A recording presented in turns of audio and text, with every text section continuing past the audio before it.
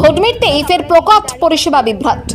মহেশতলা পুরসভার 17 নম্বর ওয়ার্ডের গণিপুর হালদারপাড়া এলাকায় পানীয় জলের তীব্র সংকট এবং একাধিক নাগরিক সমস্যাকে কেন্দ্র করে ক্ষোভে ফেটে পড়লেন স্থানীয় বাসিন্দারা।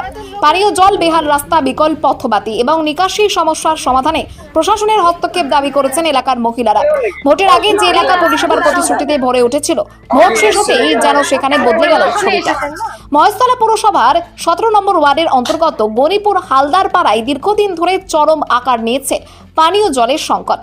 স্থানীয় বাসিন্দাদের অভিযোগ, নির্বাচনের আগে তড়িঘড়ি পাইপলাইন এবং জলের কল বসানো হলেও এখন কল নিয়ে পর্যাপ্ত জল মেলে না।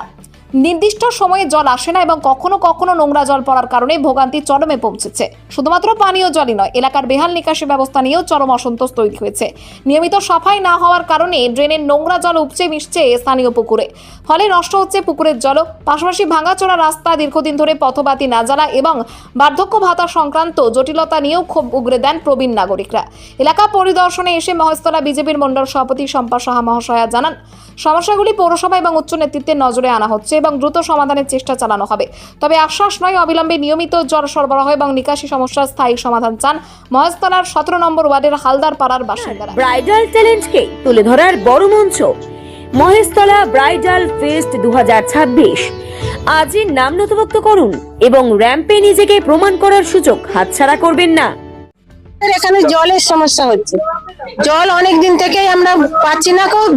ভোটের সময় আমাদের এখানে জল এসেছিল, খুব এভেলেবেল জল দিচ্ছিল, কিন্তু ভোট হয়ে যাবার পরে থেকে আমাদের এখানে একদম জল আসছে না। এই মেন কল যেটা আছে রাস্তার সামনে, এই যে কলটাতে অল্প একটু আসে, তাও আমরা সব সময় পাই না। মানে খাবার জল ওই ওরকম করেই খেতে হয়। আর খাবার জল এত নোংরা, একবার নোংরা জল আসে যে আমাদের খাওয়ার উপযোগী না। এখন তো ঘরে ঘরে কল দিয়ে দিলে কি হবে? তো জল এরকম ছটায় সকাল 6টায় জল আসার কথা, সেইটা আসে 6:30টায়, তাও পির করে পড়ে। এবারে সেটা নিয়ে কোন রকমে আমরা কাজ চালাচ্ছি। আমরা আর কতদিন এরকম করে চলবো বলুন? আমার নাম চম্পা হালদার। এই এলাকাটার জায়গাটার নাম গণিপুর হালদারপাড়া, মহেশতলা 17 নম্বর। 17 নম্বর শুধু হালদারপাড়া না, হালদারপাড়া সর্দারপাড়া পুরো এই এলাকাটা মিলিয়ে। ওটাই জলেরই সমস্যা খুব হচ্ছে। 8টা বাজলে জল চলে যাচ্ছে, বিকেলে 4:30টার পরে জল আসছে। মেন কথা, আরেকটা কথা হচ্ছে যে 11টার পরে জলটা আসলে সবারই খুব সুবিধা হয়।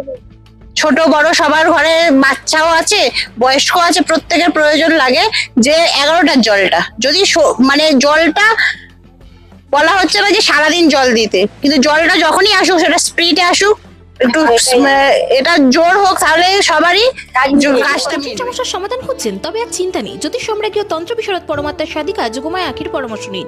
বুকিং করুন 9073001932 এই নম্বরে। ভোটের আগে ওনারা আমার কাছে অনেক কম, মানে কলগুলো যে হয়েছে ভোটের আগে তাড়াহুড়া করে কলগুলো করে দেওয়া হয়েছে, কিন্তু জলের সেরকম, ভোটের পর থেকে জলের সেরকম কোনো স্পিড নেই। ওনারা বারবার ওনাদের এখান থেকে বারবার গিয়ে আমাদের কমপ্লেন করছেন। হ্যাঁ, আমরা বাধ্য হয়ে আসলাম দেখতে। দেখি যে সকালবেলা আমাদের লোকেরা এসে দেখেছে কল চালিয়ে জল একদম আস্তে করে পড়ছে। একটা কলে যাওয়া একটু পড়ছে, আরেকটা আর কলগুলোতে না পড়ার মতনই। তাছাড়া এখানে ড্রেন গুলো পুরো বন্ধ হয়ে পড়ে রয়েছে। এই ড্রেনের মধ্যে দিয়ে যেভাবে পরিষ্কার হচ্ছে না, এই জলগুলো দিয়ে পুকুরে পড়ছে, যার ফলে পুকুরগুলো নষ্ট হয়ে যাচ্ছে, একদম ব্যবহার করা যাচ্ছে না।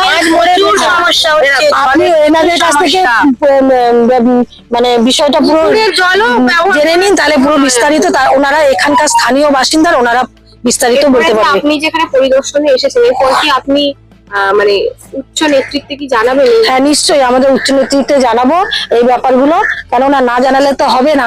আর এখনো তো আমরা পৌরসভায় আসিনি। পৌরসভায় যখন আন্ডারে এই কাজগুলো, তাহলে আমাদের হাতে তো নেই, তাহলে আমরা এগুলোকে দেখতেই হবে।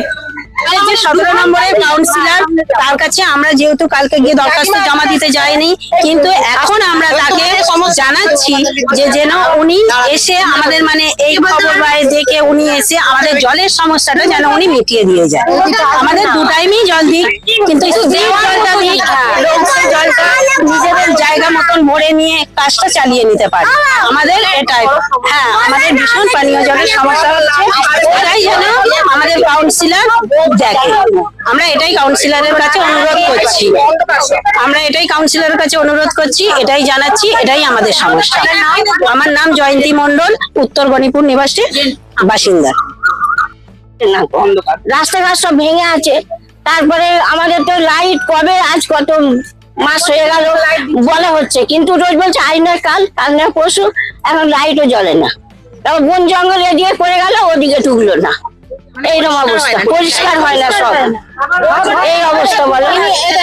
তবে এখন এইসব যে টাকা পয়সা, আজও পর্যন্ত আমি আর কোনো টাকাও পাইনি, কবার লিখেছি কিন্তু পাইনি। কিছু পাইনি, আজ এত বছর হয়ে গেল। আমরা এতবার ফর্ম জমা দিলাম, একবারও আসলো। ইনি অনেক বছর হলো সিপিএম এর আমল থেকে ইনি অসহায়, কিন্তু আজও পর্যন্ত উনি বিধবা ভাতা পায়নি, অনেকবার জমা দিয়েছে। আর ইন্দু হালদার মা আসছেন, চারিদিকে শুরু হয়েছে দুর্গাপুজোর আনন্দের প্রস্তুতি। নতুন পোশাক, উৎসবের আনন্দ আর পরিবারের হাসিতে ভরে উঠবে অসংখ্য ঘর। কিন্তু আমাদের সমাজের অনেক অসহায় শিশু এবং বৃদ্ধ বাবা মায়ের কাছে এই আনন্দ এখনো অধরা। তাদের মুখেও ফুটতে পারে পুজোর হাসি আপনার সামান্য সহযোগিতায়। এই শারদোৎসবে মাতৃশক্তি সম্মান উদ্যোগ নিয়েছে অসহায় শিশু ও বৃদ্ধ বাবা মায়েদের হাতে নতুন পোশাক তুলে দেওয়ার। আপনিও আপনার সামান্য অংশ বাঁচিয়ে একটি শিশু অথবা একজন বৃদ্ধ বাবা মায়ের নতুন জামার দায়িত্ব নিন। আপনার ছোট্ট সহযোগিতাই কারো জীবনের সবচেয়ে আনন্দের পুজো উপহার হয়ে উঠতে পারে। আসুন সবাই মিলে ভাগ করে নিই পুজোর খুশি। বাড়িয়ে দিন সাহায্যের হাত।